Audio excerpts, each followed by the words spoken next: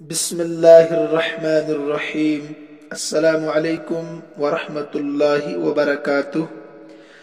عزیز طلبہ و طالبات، ہم کتاب دروس البلاغہ سے اب تک 2 سبق پیچھے پڑھ چکے ہیں۔ پہلے سبق میں مختصر تعارف کتاب اور مبادئات دروس البلاغہ کے تعلق سے بہت ساری چیزیں آپ کے سامنے آ گئی تھی اور آپ نے ان کو نوٹ بھی کیا ہوگا، اور اس کے بعد دوسرے سبق میں ہم نے فصاحت الکلمہ کو تفصیل کے ساتھ پڑھنے کی کوشش کی تھی۔ جنہوں نے سبق کو سنا، سبق میں حاضری دی، امید ہے کہ وہ سمجھ گئے ہوں گے، اور جنہوں نے نہیں سنا، سبق میں حاضر نہیں تھے، تو جا کر یوٹیوب چینل پر سن سکتے ہیں۔ سبق میں نے اپلوڈ کیا ہے، سبق موجود ہے، تاکہ اگلا سبق سمجھنا آپ کے لیے آسان ہو۔ میں عموماً کہا کرتا ہوں کہ اگلا سبق سمجھنا پچھلے سبق کے سمجھنے پر موقوف ہوتا ہے۔ خیر، تو کل کے سبق میں ہم نے فصاحت الکلمہ کو تفصیل کے ساتھ پڑھنے کی کوشش کی تھی۔ میں پھر سے دہرا دیتا ہوں تاکہ ذہن نشی ہو جائے۔ کلمہ فصیح کب ہوتا ہے؟ کہ جب وہ 3 چیزوں سے خالی ہو: تنافر حروف، مخالفت قیاس اور غرابت۔ جب ان 3 چیزوں سے کلمہ خالی ہوگا تو وہ کلمہ فصیح کہلائے گا۔ اگر ان 3 چیزوں میں سے کوئی ایک چیز بھی کلمے میں موجود ہو تو وہ کلمہ فصاحت کے درجے سے گر کر غیر فصیح ہو جائے گا۔ بہرحال تفسیر پچھلے سبق میں آ چکی ہے۔ آج ہم پڑھنے جا رہے ہیں فصاحت الکلام، سبق نمبر 3، صفحہ نمبر 15 میری کتاب میں۔ فصاحت کلام کس کو کہتے ہیں؟ یاد رکھیے، میں پھر سے کہہ رہا ہوں، جنہوں نے پچھلے سبق میں حاضری نہیں دی وہ جا کر پچھلا سبق سنیں تاکہ اگلا سبق سمجھنا آپ کے لیے آسان ہو۔ سلامتہ من تنافر الحروف، سبق نمبر 3 ہے، صفحہ نمبر 15 پر دیکھیے۔ سلامتہ من تنافر الکلمات مجتمعۃ ومن ضعف التالیف ومن التعقید مع فصاحت کلماتہ۔ 3 چیزیں انہوں نے بیان کی صاحب کتاب رحمۃ اللہ علیہ نے کہ کوئی کلام فصیح تب کہلائے گا جب تنافر کلمات سے وہ خالی ہو۔ الفاظ پر غور کیجیے، پیچھے پڑھا تھا آپ نے تنافر حروف، حروف سے کلمہ بنتا ہے، کلمات سے کلام بنتا ہے، یہ بھی ذہن میں رکھیے۔ حروف سے کلمہ بنتا ہے، حروف سے کلمات بنتے ہیں، اور کلمات سے کلام وجود میں آتا ہے۔ تو یہاں ہے تنافر کلمات سے کلام خالی ہو، ضعف تعلیف سے کلام خالی ہو، اور تاقید سے خالی ہو۔ 3 چیزیں یہاں بھی نوٹ کیجیے، کاپی میں لکھیں ان کو۔ مع فصاحت کلماتی، کلمات کی فصاحت کے ساتھ ساتھ، کلمات کی فصاحت کے ساتھ ساتھ۔ میں نے جیسے آپ کو بتایا ابھی، حروف سے کلمات بنتے ہیں، کلمات سے کلام بنتا ہے۔ اسی لیے صاحب کتاب رحمۃ اللہ علیہ نے فرمایا کہ تنافر کلمات سے کلام خالی ہونا چاہیے، اور ضعف تعلیف سے بھی خالی ہونا چاہیے، اور تاقید سے بھی خالی ہونا چاہیے۔ یہ مع فصاحت کلماتی، یہ زائد چیز یہاں پر ہے، میرے خیال سے زائد ہے۔ زائد کیوں ہے؟ کیونکہ جب کلمہ تنافر حروف سے خالی ہوگا، جب کلمات تنافر حروف سے خالی ہوں گے تو کلام تو خود بخود تنافر حروف سے خالی ہوگا کہ نہیں؟ تو خیر، 3 چیزیں آپ فی الحال نوٹ کیجئے کاپی میں اور ذہن میں رکھیے ان کو، تفصیل تینوں کی آئے گی۔ پیچھے بھی آپ نے پڑھا تنافر کس کو کہتے ہیں؟ وہ کلمے میں ایسا وصف ہے، وہاں آپ نے پڑھا تھا کلمے میں، تو یہاں ہے کلام میں۔ وہاں تنافر حروف پڑھ رہے تھے، یہاں تنافر کلمات پڑھ رہے ہیں، یہ فرق ذہن میں رکھتے ہوئے آگے چلیے۔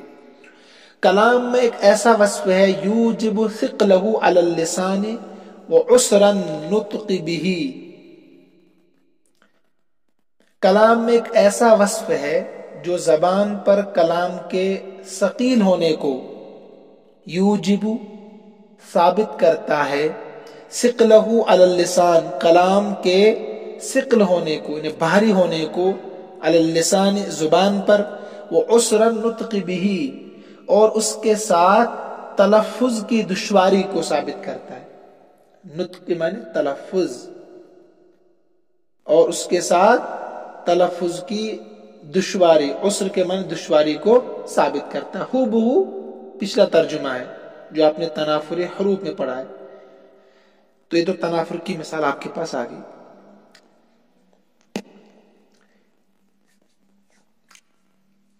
اس کی مثال دیکھیے، فی رفع عرش الشرع مثلک یشرع۔ نمبر 2 مثال، ولیس قرب قبر حرب قبر۔ شریعت کے تخت کو بلند کرنے میں، فی رفع عرش الشرع شریعت کے تخت، عرش کے معنی تخت، شرع کے معنی شریعت، شریعت کے تخت کو رفع بلند کرنے میں، مثلک آپ جیسا انسان ہی، یشرع مشغول ہوتا ہے۔ یہ ترجمہ ہو گیا، شریعت کے تخت کو بلند کرنے میں آپ جیسا انسان ہی یشرع مشغول ہوتا ہے۔ ولیس قرب قبر حرب قبر، اور حرب بن امیہ یاد رکھیں، لکھو اس کو، حرب بن امیہ کی قبر کے قریب کوئی قبر نہیں ہے۔ ولیس قرب قبر حرب، مضاف مضاف الیہ، حرب بن امیہ کی قبر کے قریب کوئی قبر نہیں ہے۔ تیسرا شعر دیکھیے، کریم متا امدح امدح والورا، مدح یمدح سے ہے، والورا معی وَإِذَا مَا لُمْتُهُ لُمْتُهُ وحدی۔ میرا کریم کی معنی میرا ممدوح ہے، جس کی میں تعریف کر رہا ہوں، میرا ممدوح کریم ایسا سخی ہے، جب میں اس کی تعریف کرتا ہوں، امدح امدح جب میں اس کی تعریف کرتا ہوں، مدح امدح کے معنی تعریف کرنا، والورا معی، یہاں تک پورا جملہ ہے، مخلوق میرے ساتھ کھڑی ہوتی ہے۔ ایک انسان جب میں اس کی تعریف کرتا ہوں تو پوری مخلوق میرے ساتھ ہوتی ہے۔ وَإِذَا مَا لُمْتُهُ لُمْتُ وَحْدِي، اور جب میں اس کی مذمت کرتا ہوں تو میں تنہا ہوتا ہوں۔ وَإِذَا مَا لُمْتُهُ لُمْتُهُ وَحْدِي، جب میں اس کی مذمت کرتا ہوں تو میں تنہا ہوتا ہوں۔ یہ تو ترجمہ فی الحال ہو گیا۔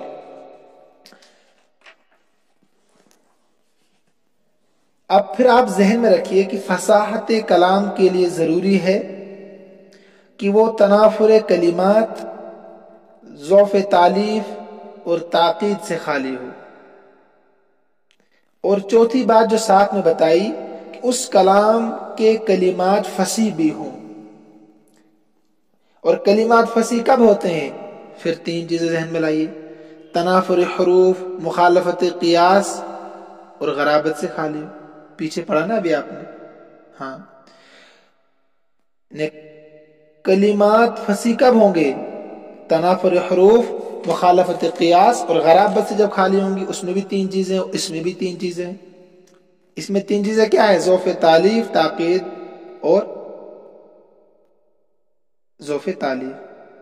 تنافر کلمات، ضعف تالیف اور تاکید، اس میں بھی 3 چیزیں۔ مثلا زید اجلل، پچھلی مثالیں ہم پھر سے لے دیتے ہیں، شعرہ مستجزر، انفہ مسرج۔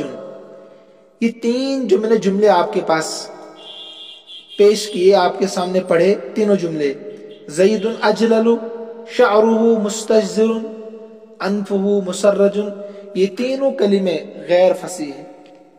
اب غیر فصیح کیوں ہیں؟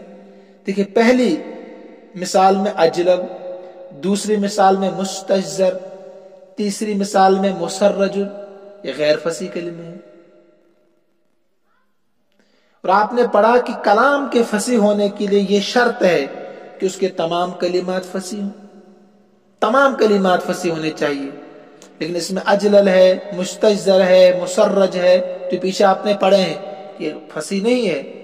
تو لہذا کلام کے فصیح ہونے کے لیے شرط ہے کہ تمام کلمات، ایک دو نہیں، تمام کلمات فصیح ہوں.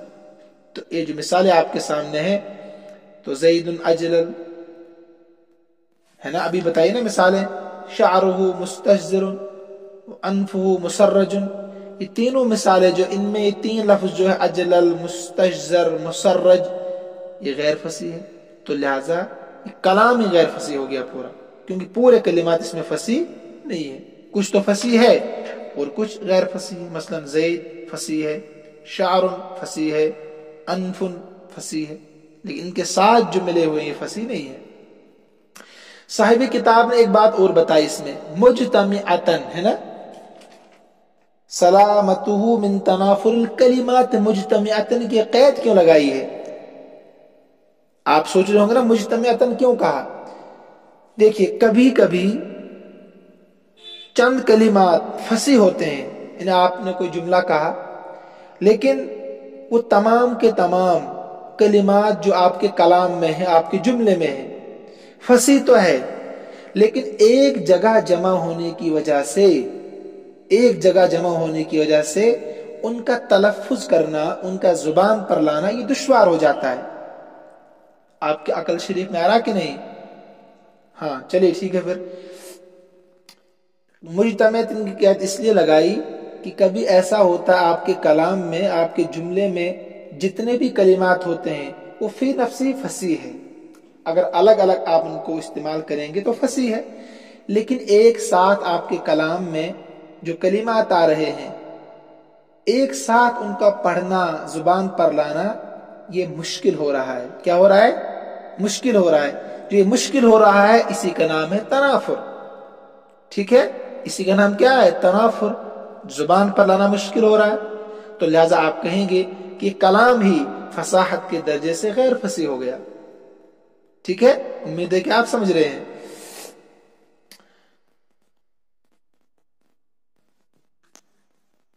اب دیکھیں یہاں مثال میں، اگر آپ اس مثال میں جو ہے فی رفع عرش الشرع مثلک یشرع،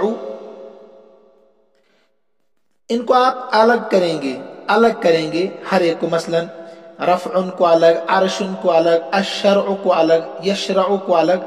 یہ چار جو کلمات ہیں یہ الگ الگ سب فصیح ہے. رفع بھی آپ جانتے ہیں بلند، عرش کے معنی آتے ہیں تخت، شرع کے معنی شریعت، یشرع کے معنی مشغول ہونا. سب معنی آپ جانتے ہیں، اس میں کسی طرح کا تنافر نہیں ہے نا. لیکن انہی کلمات کو آپ ایک کلام میں ایک ساتھ لا رہے ہیں تو ان کا پڑھنا دشوار ہو رہا ہے. ہو رہا ہے کہ نہیں؟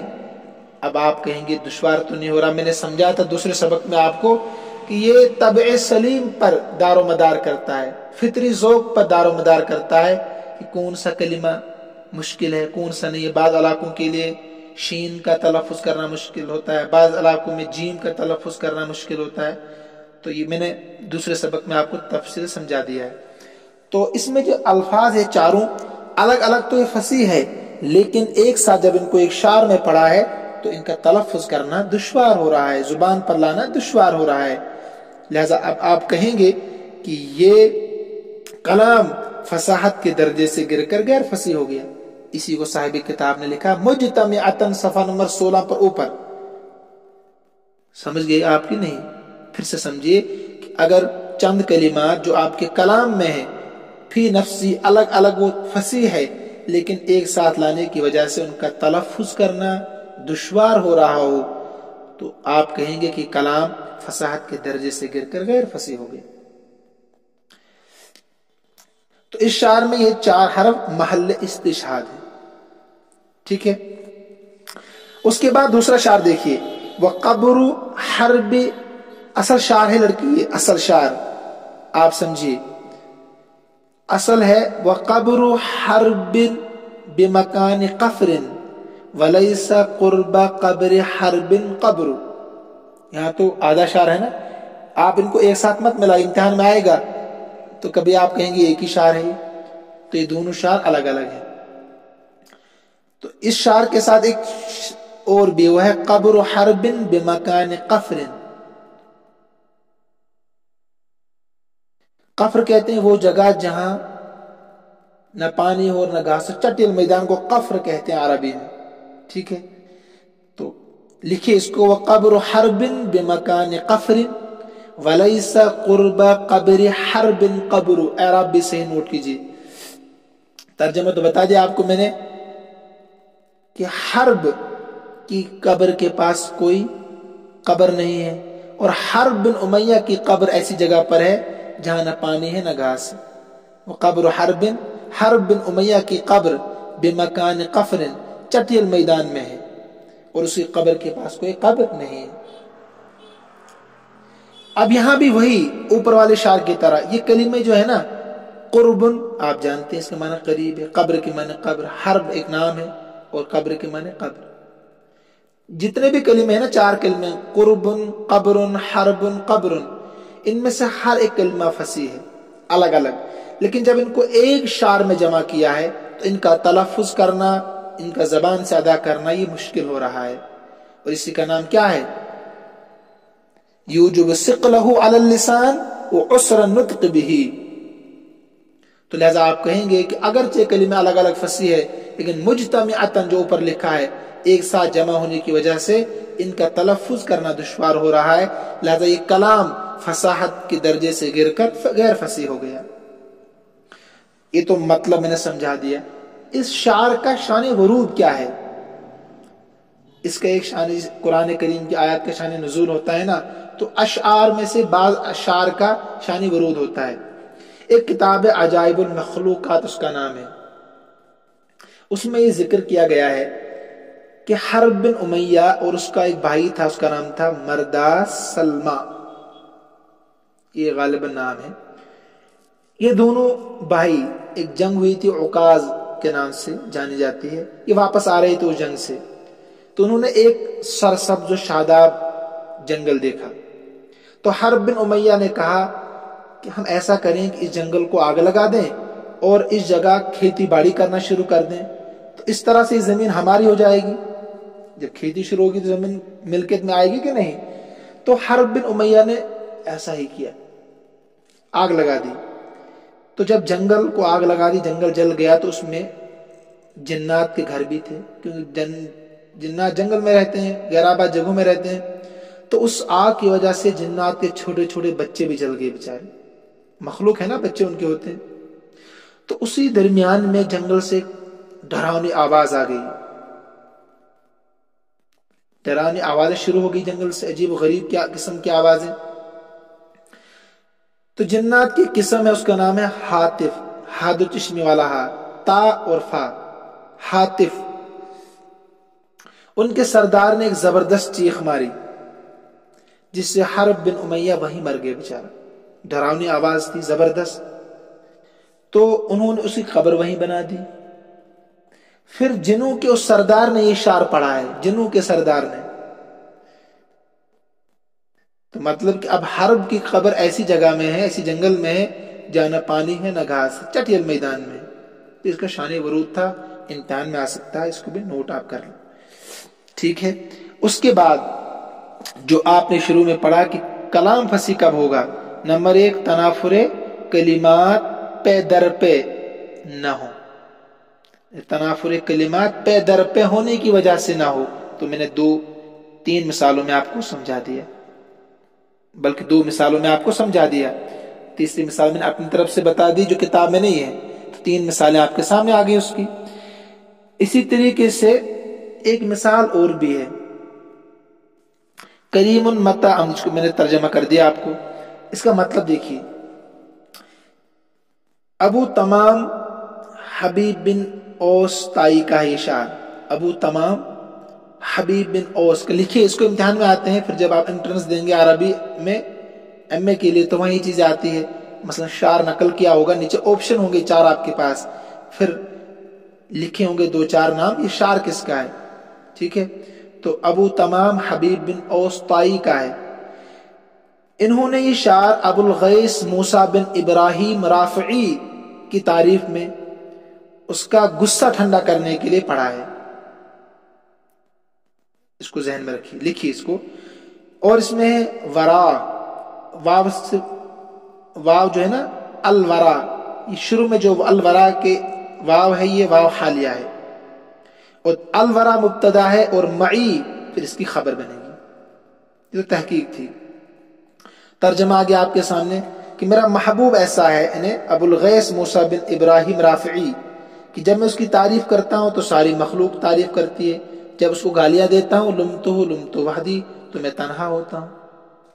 یہ تو شاہ کا مطلب ہو گیا. اتنا اچھا انسان ہے کہ اس کی کوئی برائی نہیں کرتا ہے، سب تعریف ہی کرتے ہیں. اس میں محل استشہاد کیا جو آپ کو سمجھنا ہے، یعنی فصاحت اس میں ہے کہ نہیں یہ سمجھنا آپ کو ہے. دیکھیے اس میں ایک لفظ امدح تکرار ہے اس کا، اور ساتھ میں ہا اور ہاد و چشمی کا جمع ہونا ہے نا. تو ہا کا تلفظ ایک ہا کا تلفظ الگ الگ ہے. جو آپ میں سے قرات جانتے ہیں خصوصاً لڑکوں کو سمجھ میں آ رہا ہوگا، امدح.